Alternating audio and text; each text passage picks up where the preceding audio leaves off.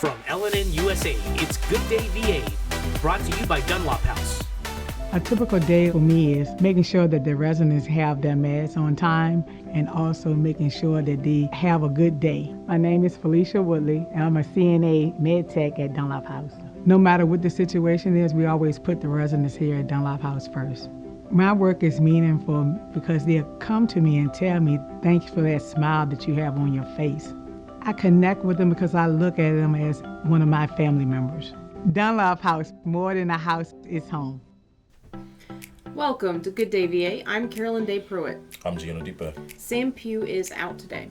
Thanks for joining us at the table. We'll have our local news headlines in a moment, but first we have a special show for you this week with a special guest in the studio. Gee, who's joining us? Well, today we're going to be sitting down with Conway Haskins of the Virginia Innovation Partnership Corporation for a behind-the-scenes look at the Petersburg Founders Fund Grant Program. Indeed, it's going to be a good conversation. We'll be back with headlines after this.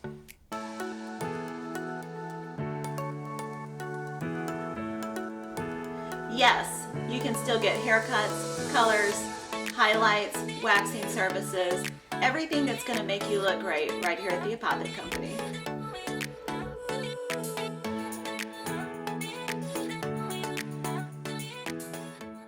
There's no place like home. That's why BSV created a simple online process where you can easily get pre-qualified for a home loan without entering a branch. Visit bsvnet.com and see how much you qualify for. Be a homebody with no sweat mortgages from BSV. Welcome back to Good Day VA. Let's take a look at this week's top headlines. On Tuesday, May 9th, Governor Glenn Youngkin enacted Executive Order 26, a sweeping effort to launch a new comprehensive fentanyl-fighting strategy that cuts across several aspects of life, including public safety, prevention, education, and treatment, and includes structural changes to better position Virginia's government to fight the epidemic. May 9th was designated Fentanyl Awareness Day. Efforts to respond to the fentanyl crisis will include training in the administration of naloxone to someone who has overdosed on the deadly drug. Drug overdose is the leading cause of unnatural death in Virginia, and an average of 5 Virginians will die from fentanyl overdose each day. Congresswoman Jennifer McClellan visited Petersburg on Monday, May 8th, to speak at the Renewing Our Schools community event. Petersburg City Schools are about to receive 3 new buses driven by clean energy. Event organizer Jenny Morand of the Virginia League of Conservation Voters explained the purpose of Monday's community meeting. The purpose of today's event is to let local and state decision makers know about these federal investments available for underserved communities, to improve our schools, and to clean up the air and make energy more affordable for the whole community. Congresswoman Jennifer McClellan considered the Monday gathering a celebration. Today we are celebrating some of the federal investments in clean energy and particularly clean transportation and in our schools with all of the investments in electric buses, which will not only help our schools transition to cleaner vehicles, which will both help the environment, but also help with asthma and emissions and create jobs in the process. The small gathering in the Petersburg Public Library was followed by an opportunity for the public and officials to view the new buses. Representatives from the manufacturing company detailed the new buses that will be put into service. My name is Dean Farmer. I'm the Vice President for Sales and Marketing for Sunny Merriman Incorporated with the statewide exclusive deal for Thomas Built buses. This is Julie, Virginia's electric school bus. This is the first of 3 electric school buses that will be delivered to Petersburg City Schools in the coming weeks. It is a zero emissions vehicle. It means no exhaust whatsoever at the tailpipe.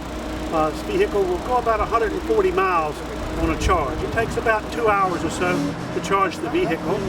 Compared to a diesel bus, electric vehicle costs about 18 cents per mile to operate, whereas the diesel bus is about 55 cents per mile. But again, totally clean air for the students riding the bus and also the citizens in the community. Neither the city manager nor any members of city council attended the meeting. LNN was able to reach Mayor Sam Parham by phone, who spoke about the event. I just want to thank Congresswoman McClellan for her continuous support of the city of Petersburg. This is the second time she's been in the city of Petersburg. No, the third time that she's been in the city of Petersburg in the last 30 days. So she's definitely honoring her commitment to our city And yesterday's event was great. Partnership of her locating all funding opportunities for the city of Petersburg. And yesterday, the announcement of the 3 electric bus will definitely take the city of Petersburg into the 21st century. Everything is moving towards electric vehicles, and these are the first of our fleet on the school side. So we're eternally grateful for all of the help that Congresswoman McClellan continues to give to the city of Petersburg. In attendance were former City Councilor Tresca Wilson Smith and Senator Joe Morrissey. The senator stated his support for the clean energy buses. One of the reasons that I was here today is because I'm very interested in whatever we can do in the Commonwealth, in our country, to take diesel buses, trucks, etc. off the roads and replace them, in this case with electric buses or some type of biofuel. We will, coming up in the 2024 General Assembly session, I think there's a real appetite for Virginians, R's, D's, independents, to use non-fossil-based fuels to transport our kids to and from school. We've got to do our part to reduce our carbon footprint, and that's a great first step. The school buses will charge between morning and afternoon routes at the school bus depot, with both the buses and chargers expected to be put in place this week. Hopewell Interim Police Chief Gregory Taylor updated City Council on the city's latest crime stats during the Tuesday, May 9th council meeting. So those stats show that murder doubled from 2 in 2022 to 4 in 2023. Aggravated assault saw a 41% increase. Despite those increases, the overall incidence of violent crime remained the same from year to year, with a total of 31 incidents for each year. This was largely due to a steep decline in forcible rape and a drop in robbery by 70%. Property crime, consisting of arson, burglary, larceny, and motor vehicle theft, decreased overall by 15%. The number of shots fired has decreased compared to most previous years, with 38 in 2018, 23 in 19, 37 in 20, 39 in 21, 40 in 22, and 28 in 23. All comparisons for each year in the report were from the same time period, January through April 30th. Fatal opioid overdoses, however, are at an all-time high. 9 have occurred this year compared to 2 in 18, 6 in 19, 3 in 20, 5 in 21, 3 in 22. Including non-fatal opioid overdoses brings the total number to 44 so far this year. The Petersburg Cavaliers faced an unstoppable opponent on Saturday, May 6th, their bus. An unexpected breakdown left the Cavs stranded alone on the roadside 4 hours from Petersburg and 40 minutes from facing the Hickory Hoyas. On the way to the game, the team's transportation, provided by the city of Petersburg, broke down. When scores from the game did not appear on the East Coast Basketball League website, L&N reached out to the league officials, who responded by email saying that around 2:16 p.m. they were notified by a representative of the Cavs that the team's transportation had broken down. 20 minutes later, the league was informed that the Cavs would not make it to the game. The league reported that the city was coming to tow the bus and that the team would take Ubers back to Petersburg. L&N contacted the city manager and counselors Tuesday to ask why the team wasn't picked up by another city bus. Only Mayor Sam Parham responded, saying that city administration was not aware of the incident on Saturday. As for the game, the ECBL said the game's status is unclear until the league board determines the next steps, the options being a forced forfeit, non-contest, or rescheduled match. This week, 236 local tourism programs were announced as recipients of marketing funding from the Virginia Tourism Corporation to promote tourism through 2024. One of those funding awards was $10,000 granted to the Hopewell Downtown Partnership for the new 5 and Dime road trip, Authentic Americana by River and Road. The new tourism program is a joint effort by the City of Hopewell and Prince George, Charles City, James City, and Surry counties. The adventure is a circular route that connects the participating localities via Route 5 and Route 10, hence the name. The 5 and Dime will market outdoor recreation venues, restaurants, and retail shops along the route together as a tourism destination. May is National Nurses Month, and this past week was National Nurses Week. We caught up with Vivian Pierce McDaniel, president of Central Virginia chapter of Black Nurses Association, who shared a personal message about this celebration. This week and this month is National Nurses Week and Nursing Month. And I want to say that nurses are the most trusted healthcare professionals, and we are some of the most respected healthcare professionals. But it's so important that we honor nurses during this week and this whole entire month of May, because nurses provide care, they are in the communities, they are doing, we have public health nurses, nurses at the bedside, nurses in the C-suite, and so we just want to honor all of you. Happy Nurses Month. And if you are looking to get out of the house and out into the fresh spring air this weekend, Colonial Heights' long-standing tradition, the Fort Clifton Art, Music, and Craft Festival, has returned. The event kicks off at 10:30 a.m. on Saturday, May 13th, with arts, crafts, vendors, live music, beer and wine, food, and children's rides. Over 100 exhibitors will be on site for the festival. Admission and parking are free, and the event runs from 10:30 a.m. to 5 p.m. both Saturday and Sunday. Fort Clifton is located directly behind Tussing Elementary School in Colonial Heights. That's it for this week's headlines. We'll get a check on your local weather when we come back. It's time you heard the best fried chicken doesn't come out of a bucket or a box. You'll find it fresh out of the deep fryers at Breeze Inn. Virginia's finest chicken. Succulent, juicy chicken with a crispy coating. Hungry for more? Try our pulled pork barbecue, real Philly cheesesteaks, and mouth-watering burgers. Home to Virginia's finest chicken. And oh yeah, we've got a convenience store too. Today's show is brought to you by our friends at the Cloud Factory, who take a customized approach to their customers. They know not everyone is alike, and neither are their needs. So, the Cloud Factory focuses on what's best for you when it comes to CBD, hemp-based products, vapor nicotine, glassware, and just about anything, providing alternative routes to a healthier you. Welcome back to Good Day VA. Ellen Chai, the weather guy Gallahan, has an update on weather for the week. Ellen and Weather, brought to you by Petersburg Jewelers. As you can see, spring is fully here, and that's what the weather is going to be like for the next 7 days. A little tiny bit of a roller coaster, but not much of one. Friday begins the weekend with highs in the 80s and lows in the almost 60s, and it's going to be partly cloudy just like it is today. Now the weekend, Saturday and Sunday, bring similar temperatures, highs of 81, 79, and lows in the upper 50s and lower 60s, with, however, a thunderstorm on Saturday, very likely. Sunday brings in mostly cloudy, partly sunny skies. Now the week begins on Monday with 70-degree high and a 54-degree low, clouds, but you've got some sunshine, a little bit. Now Tuesday, Wednesday, and Thursday are pretty near identical with highs in the mid to upper 70s, lows in the 50s, and it's going to be lots of sunshine. And especially Thursday is going to prelude the next weekend with lots more sun. So what does this mean for you? Get out there and enjoy yourself. There's not really going to be much of rainy weather except for on Saturday, but other than that, it's excellent trail weather. It's time for picnics, family gatherings. Get out and see the world. Back to you. Whether it's raining diamonds or sapphire skies, add a little sparkle to your day with Petersburg Jewelers. Swader, Central Virginia's premier sports park.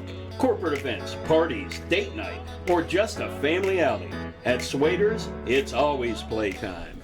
The Partnership for Petersburg is one of Governor Glenn Youngkin's signature initiatives as he aims to address a number of chronic issues plaguing the city, ranging from healthcare to crime and beyond. Recently, 20 Petersburg businesses were selected to receive grants through the Petersburg Founders Fund, a program created to address the economic development aspects of the partnership.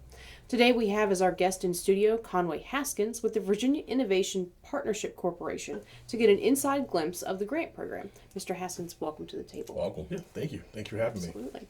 For full disclosure, before we begin, Ellen was honored to be chosen as one of the 20 businesses to receive a Founders Fund grant, and we're incredibly grateful and humbled to have been selected. Mr. Haskins, can you begin by explaining to our audience what the Virginia Innovation Partnership Corporation is and what it does? Yeah, absolutely. So the Virginia Innovation Partnership Corporation, or VIPC is the acronym.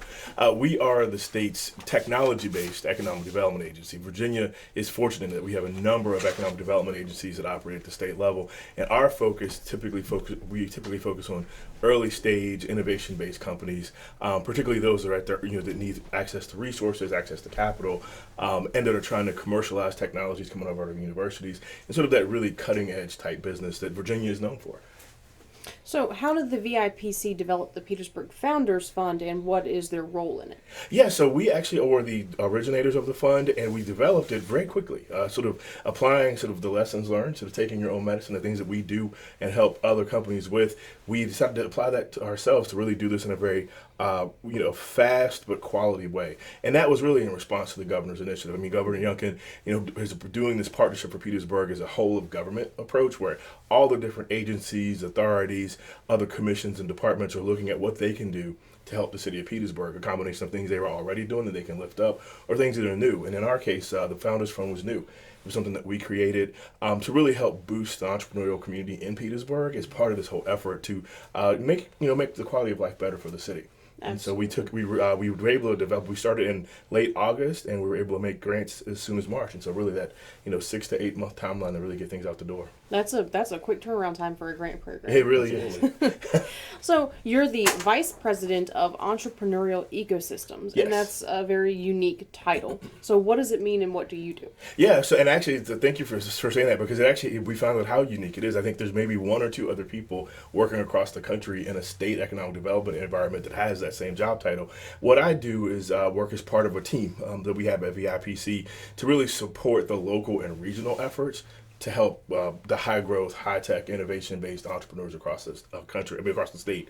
Meaning, we do things like support business incubators, business accelerators, startup hubs, innovation centers, groups that are typically working with the founders of these potentially high growth companies. Mm-hmm. Now, question for you. Let's talk about the actual program itself, and I think you touched on this a little bit already, but give us a very clear and plain understanding of what the actual goal of the program is. So the goal of this program was to be sort of a catalyst in the sense that, we know that all kinds of small businesses all across the country, not just in Petersburg, have access to capital issues. Particularly during COVID, it was, a particular challenge for companies, particularly small businesses in distressed communities. So the idea was to sort of give a shot in the arm to the Petersburg economy, specifically focusing on sort of, the creative, innovative small businesses that are here in the city, and to provide that, it's to provide that capital. It's non-equity, so we're not taking ownership. We're not investing and getting a piece of the company back. It's also not a loan. Right, and so you don't have to have that, but it's a $25,000, cash award to companies that went through a very rigorous review process to sort of help give them a boost, and whether that was to purchase new equipment or in some cases to add new staff so they can actually serve more customers, or to upgrade their technologies. There were a number of companies that, because of what happened through COVID and things like that, they had to delay certain upgrades to their companies, and so this gave them a boost up. And a boost up with them not having to go to a bank or not having to find an investor to take partial ownership in the company in exchange for that funds. Makes sense. Okay. All right. So very important question here, though, right? How do I get some of that money? No, I'm kidding. Just how many companies or businesses applied for the initial round of funding? We had 240 applications. Wow, that's a lot. And it was a lot when we went into this. Because when you look at the data on the city, there are a couple hundred to 1,000 businesses in the city, small businesses of different size. But you never know when a program like this comes out. And plus, you have people that had to go through things with COVID, like the EIDL program, PPP. There's sort of this fatigue that sets in because you've applied for this grant and this loan, and I didn't get this, I got that, and so we really didn't know what to expect. And so we knew we had a budget going in to do up to 20 grants of $25,000 a piece, and we put the application out. And I'll say in the first 10 days we had 30 applications. Wow. Okay. The next 10 days we had 75 applications. Wow. And then right after Christmas, literally, it's like everybody opened their presents, gave their kids gifts, and then hopped on that computer and filled out that application. So we ended up, having over 100 applications, I think, by the end of the year, and the process ended on January 31st. And so we actually had 240 applicants. So it's pretty, but it was easy from a numbers perspective. It was harder to get this grant than it is to get into certain Ivy League schools. Wow. Because of the competition, just that rate, because of the capacity we had to fund. And so it was really fascinating process, and it was really cool to see. And I will say, the timing of the application didn't have any effect on the quality. Some of our best applications, when we look back, some of the best applications that were in, some of the folks that won submitted in the last week. Wow. So, and there were some that did that for strategic purposes. They were waiting for something, some key piece to happen right after the holidays to do something. So, Yeah. Well, let's talk about some of the applicants that were selected, because the 240 applications is a lot, Yes. right? So I guess go through the selection process. Like, how do we narrow those numbers down, and like what was the process in terms of choosing those who were winners? Well, the first process was making sure they were actually eligible. So if you see, if you we still have the information about that on our website, but essentially we wanted to make sure, and we had an advisory committee that was helping us the whole time, a mix of local business folks, local economic developers who are in the community every day, know the community, and know the flavor of the local business community. And so they really helped us develop the criteria. And once those criteria were put into place, the first cut is just eligibility. And the two ways that a business was eligible was that either the business owner lived in the city of Petersburg, or had their business based in the city of Petersburg. So what we didn't, and we know particularly because the partnership and the governor is very insistent that we focus on the city itself. So there are folks that may live in Ettrick and have a business in Matoka. That's not eligible because Gotcha. But if you lived in Ettrick, had your business on Old Street, that would be eligible. Or vice versa, you live on Old Street and have a business in Ettrick. As long as you were a Petersburg-based entrepreneur, either as a resident or headquarters, that was the first cut. And then the second cut was making sure that you were eligible by activity and industry. Now, VIPC, we tend to focus on science and technology-based companies, but we knew for the Petersburg Founders Fund, we had to be more open. And so we really had about 15 or 20 different sectors that we looked at. The only business type we weren't looking at were things that were purely in the real estate space, because we tend not to do things in the real estate space, and it has a different tenor of the business. And so, again, eligibility was the first cut, and then after that, it was just a matter of doing a series of successive screens, where the criteria that the committee that we worked on with them, and it was really the quality of the application. Now, we didn't get caught up in grammar and things like that. But if somebody wrote, if we were asking tell us what your biggest weakness is for your company that you're trying to solve, I have no weaknesses. That's not a good answer. Right. But if somebody said, our biggest weakness is we need to upgrade our technology to be more effective and help our customers, that's one sentence, but that tells you a lot within that one sentence. So again, you didn't have to write a novel on the application, but you needed to tell us what you were trying to do, what you were facing, and how these funds could help. So, quick question. What is that, this time of operation? Is that so we had a mix. We had a mix. We didn't want to set an artificial we're looking for purely new companies. I mean, we had some companies that have been around for 50 years that applied, but they were trying to do something different or do something pivot. So we really didn't put a time limit. And as it turns out, there were a variety of companies, there were a variety of different ages that ended up being selected by the committee in the end. Awesome. So you said that different types of companies applied, and obviously y'all focus on science and tech, but y'all were looking beyond that. So what other genres of businesses applied? What did they do? What's the So we had obviously media company, we had restaurants, we had food truck, we actually had one of your neighbors around the corner, Virginia Auto Glass. They were one of the recipients. Retail, we had barbershops, beauty salons, the kind of companies that are operating in and around the Petersburg area, the kinds of companies we would expect, construction companies, different groups. And so there really was a wide variety.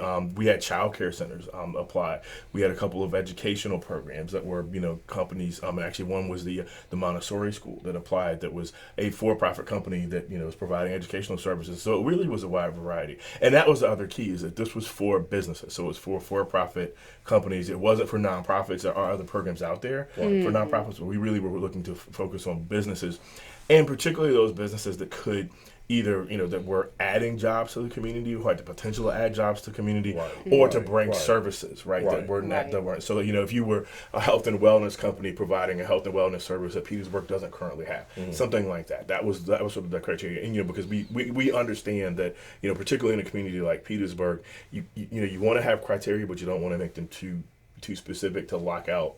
So you don't inadvertently lock out entrepreneurs and their ability to apply. What I really like about that is it's focusing on the business and the economic development aspect of the partnership, but by doing so, you've talked about a school and you've talked about healthcare things. These are all also initiatives within the partnership. So I love how it's all integrated. Yeah, and that was really part of it, is that you have to, in our communities, across Virginia, across the country, our businesses are providing services that are valuable. It's not just about the jobs, but, they're providing the healthcare services, they're educating our children, they're fixing our streets. I mean, they're doing things that are benefits to the community. And so really looking at the community and economic impact of the companies was just very important for us, especially in Petersburg. So Is there a particular vision for the city's business landscape that the grant program is steering towards versus just a goal of general economic growth? Is there a particular, when you were selecting businesses, was there a particular vision y'all had in mind as you made those selections? So again, our vision was really just to really find companies that were making impact or that had the potential to make impact, but also to not prejudge what that impact would be. And I think the particular vision in this case was, finding companies that were trying to either do something different or do something better or do something for somebody else that was in a way that was happening before. And again, it did tie to the overall theme of the partnership because essentially this was about, again, boosting Petersburg's entrepreneurial culture. It's these $25,000 grants. We've heard from some companies already. I mean, they were, ready to go as soon as the check was cut. They had something they were implementing. They were able to make, do contracts and really do something that otherwise would not have happened without that money. And so that was really, again, had this catalytic impact. And we'll see in the months and years ahead what happens with some of these companies and what they do. And we know that what we've been able to do for them are things that they may not have been able to do, otherwise. Otherwise, yeah, Gotcha. Absolutely. So now you talked about, I guess, potential of businesses and providing services that Petersburg may not already have. So I guess that prompts a question: was this open to new company, like businesses that were looking to start, or someone who was looking to start a business as well, like startups, or what already established businesses? So pure, it was just by nature of the program, it was a little bit difficult to look at companies that hadn't yet been started. Okay. Now we did have those applications because if there was something that was in there, it was great. But I think in the end, because you have, it's a little bit, easier to look at a company that may have been in business for a little while, even if it's only like 3 or 6 months, has a track record. Now, if there were some companies that were, entrepreneurs who this particular business was new, but they had done something before. Okay. Right. And so this was their second company or a pivot to something else. Those were a little bit able, but I think the pure, new starts, a little bit trickier just because it's harder to assess, looking at, what this person has done before, what they're trying to do now.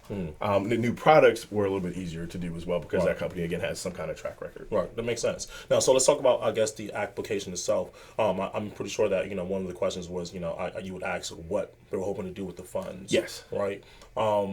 Did the business have any kind of flexibility with that?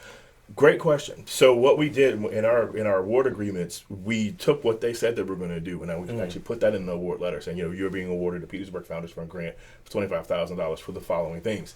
If circumstances change, let us know. Okay. Right. So it's not like, oh, you have to just use it for that. Right. It's that, if something changes, oh, you know what, you were going to buy, 5 of whatever, and you got a great deal on 10. Okay. So we built flexibility into it so that companies could make rational business decisions and make changes without having to have their hands tied. Makes sense. Makes sense. So I guess, is there any form of accountability, like who keeps track of these things? Yes. Like the business. Okay. Well, So we do. So the accountability is each of the companies agree they have to provide us with a 1-year report. Okay. To let us know what happened, what they do, how's the business going, what's happening with the company, and then I think we asked for another reporting period, like each year for like the next 2 or 3 years after, just so we can monitor and see what happened. Because the thing we want to know is, this was an experiment for us as well, right? Okay. It's something new for the city. It was something new for us to see if this kind of program could be helpful not only in communities like Petersburg, but in other similarly situated communities across the state if the opportunity arises. And so for us, we really want to learn about the experiences of what's happening and know, what's not working with it, what wasn't helpful. Sure. Makes sense. So now in this report, are receipts included or anything like that? Are there any audits? No. We won't be doing audits. It's really more like we'll have a survey that we send out to them at the end of the year, just asking them to update us. What's happened? How did you use the funds? What challenges did you find? What opportunities did that arose? Really, again, for us to learn about what happened. And we expect people. We know things happen, right? And we know the business. It's tough. It's a tough environment. Being a small business owner is not. It is a hard thing to do, and it's such a valuable thing for our economy. But we know circumstances change, and so all we ask is that they let us know what's happening and help us. For example, one of the companies reached out a couple days ago. They're having a particular challenge that they're facing with their company right now. That is it's a challenge, but if they can resolve it, it'll be a huge opportunity. Right. And so we were able to connect them to resource partners. Say, hey, there's a couple of programs that yes, we know somebody who specifically works on that particular issue. Let's connect you with this organization and see if they can help you work through this issue, because if you work through it, it'll amplify your success. And so that's the other thing. We didn't just cut a check and walk away. It's, hey, you can stay in touch with me. We've been in touch with a number of other companies. You know, if we know of other programs that we think that they'd be eligible for that they didn't know, we said, hey, you know, heads up, check this out. So really making them part of the VIPC network. Makes sense. And not just leaving them out there by themselves. It's an ongoing relationship. Exactly. Yeah. Exactly. That's great. That makes absolute sense. I mean, that pretty much kind of answers the next question I have for you. You know, I guess getting a good understanding of, you know, outside of the financial piece, right? Absolutely. You know, what other issues or problems do companies typically have that, you know, I guess would kind of deter them or derail them, and I guess what the plan would be to, you know, help them along or get back on track, if that makes sense. Well, and that's where our advisory committee came in, and they continue to come in. So our committee, particularly, you know, we had groups like the Chamber, the Petersburg Small Business Development Center, Virginia LISC, which is now doing the Tri-Cities Loan Fund program. The VSU Entrepreneurship Center was a very valuable partner. Awesome. And so what we did is, for all of our applicants, not just the successful ones, we let them know that here are these other resources available right here in the community. You know, Metropolitan Business League is doing things right at the City Point Innovation Center near the Perry Street Lofts. You know, we're really trying to help make sure that folks are connected to the resources that are available to them, and then can call on us as a resource if they don't know how to find something. Because, you know, whether it's, you know, how to do more with your customers, how to do more with marketing, how to do, you know, your books and things like that, we want to make sure that they know that there are resources available for them, that they don't have to do it alone. Makes sense. I like it.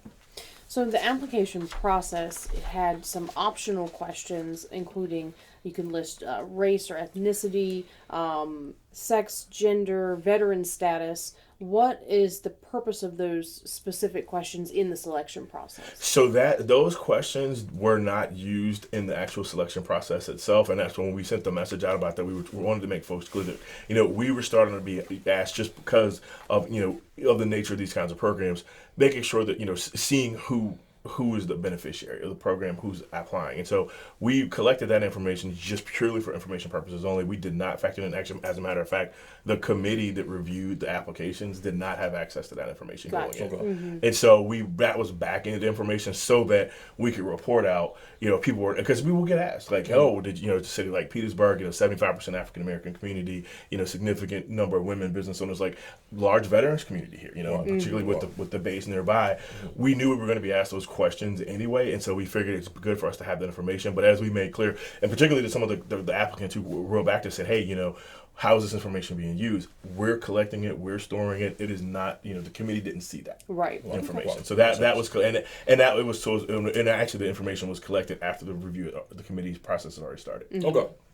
So what is the next step in the program, and will there be a second round of grants? So at this point, you know, we have been looking for additional sources of funds to provide a second round of grants. But the next step for the program is that we are basically working to transition the Petersburg Founders Fund into a locally run project. We, you know, and that was part of this was, again, not just us from VIPC doing the work, but really helping build the entrepreneurial ecosystem in Petersburg, by, you know, bringing those different organizations together, having them work together, and now essentially working with them and some other state agency partners in community and economic development to see if this can't be an ongoing, recurring thing by Petersburg for Petersburg.